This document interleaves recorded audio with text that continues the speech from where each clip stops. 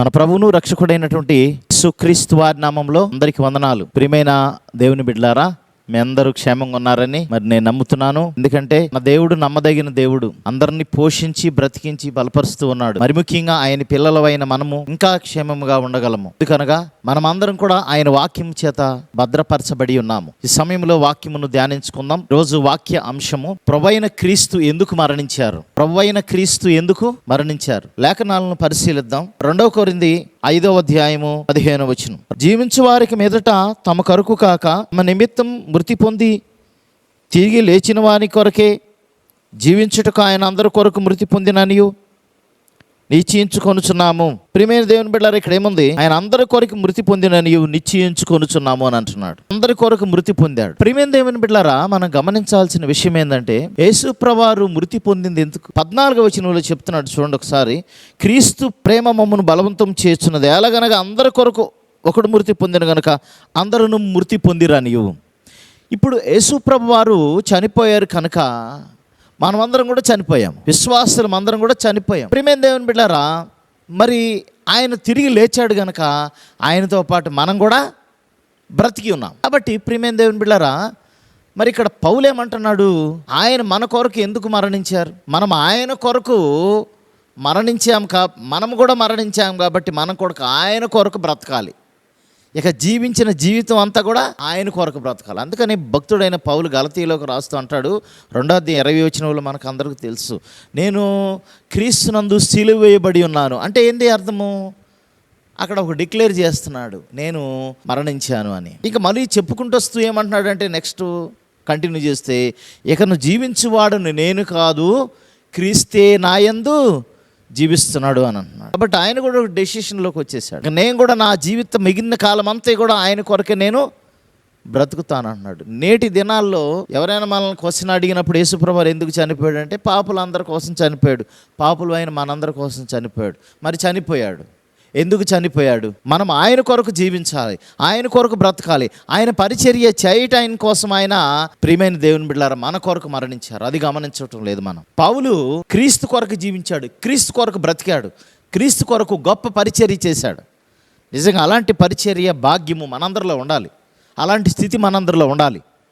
మనం చేస్తున్నామా? నా కొరకు చనిపోయాడులే అయిపోయింది అని అనుకుంటున్నావు. మరి ఎందుకు చనిపోయాడు అది గమనిస్తున్నావా?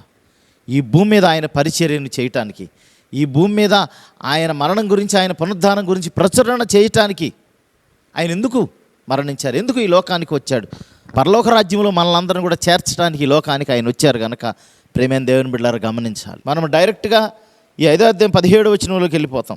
కాగా ఎవడని క్రీస్తునందు నిలవాడు నూతన సృష్టి, పాతవి గతించిన ఇదిగో కొత్తవాయను అని అంటున్నాడు. ఓకే, మనం నూతన పరచబడ్డాం. మరి నూతన పరచబడి ఉపయోగం ఏమిటి? ఈ 15వ వచనం మర్చిపోతున్నాం. జీవించు వారికి మీదట తమ కొరకు కాక. ఇక్కడ ఈ వచనాన్ని మనం గమనించాలి, చాలా స్ట్రెస్ చేయబడ్డది అక్కడ.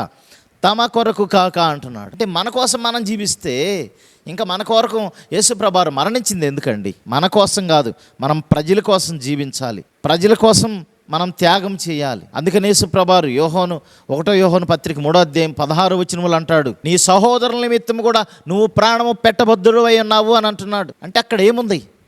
సువార్త నిమిత్తం అవసరమైతే నీ ప్రాణం పెట్టబద్ధుడవై ఉండాలి. ప్రభువు హెచ్చరిక చేస్తా ఉన్నాడు. కాబట్టి అందుకొరకు యేసు ప్రభువు ఈ లోకానికి వచ్చి మరణించారు. అది గమనించాలి. ప్రియమైన దేవుని బిడ్డలారా, ఎందుకు ఆయన అవమానపరచబడ్డారు? మనం అవమానపరచబడాలి. పేతురు అందుకని గుర్తు చేస్తాడు 4వ అధ్యాయంలో, 1 పేతురు 4వ అధ్యాయంలో, క్రీస్తు శరీరమందు శ్రమ పడెను గనుక అట్టి ఆయుధమును మనం కూడా ధరించుకోవాలంటున్నాడు. ఇక మీదట మనుషాశలను మనం నెరవేర్చము అంటున్నాడు.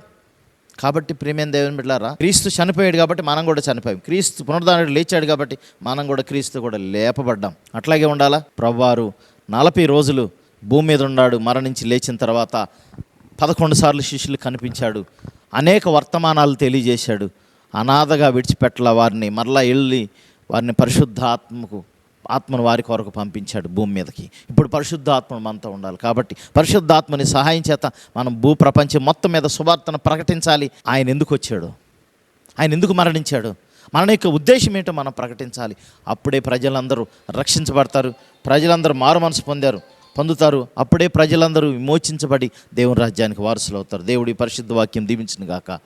ఆమెన్. ప్రార్థన చేసుకుందాం. మమ్మల్ని మిక్కిలిగా ప్రేమించిన ప్రియ పరలోకపు తండ్రి, మీకు వందనాలు ప్రభా.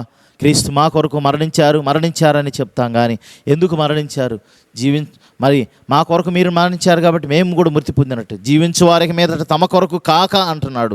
మా కొరకు మేము జీవించటం కాదు ప్రభువా, మేము ప్రజల కొరకు జీవించాలి. నశించిపోయే అనేక ఆత్మలు ఉంటున్నారు, వారందరి కోసం బ్రతకాలి. మేము వారందరిని రక్షణలోకి నడిపించాలి. అట్టి కృప మాకు అనుగ్రహించండి. అట్టి జ్ఞానంతో మమ్మల్ని నింపి బలపరచమని యేసు పరిశుద్ధ నామమున అడిగి వేడుకుని ప్రార్థన చేస్తున్నాం తండ్రి, ఆమెన్. మన తండ్రి అయిన దేవుని ప్రేమయు ప్రభువైన యేసు క్రీస్తు వారి కృపయు పరిశుద్ధాత్మని సహవాసం ఇక్కడ చేరి మనకును సకల పరిశుద్ధులకు ఎల్లప్పుడూ తోడే నడిపించును గాక, ఆమెన్. అందరికీ వందనాలు ప్రియమైన దేవుని బిడ్డలారా. మరీ కొద్ది కాలాన్ని కలుసుకుందాం. మనం అందరం అప్పటి వరకు దేవుని కృపా దయ కనికరం మీ అందరికీ తోడే నడిపించును గాక. God bless you all.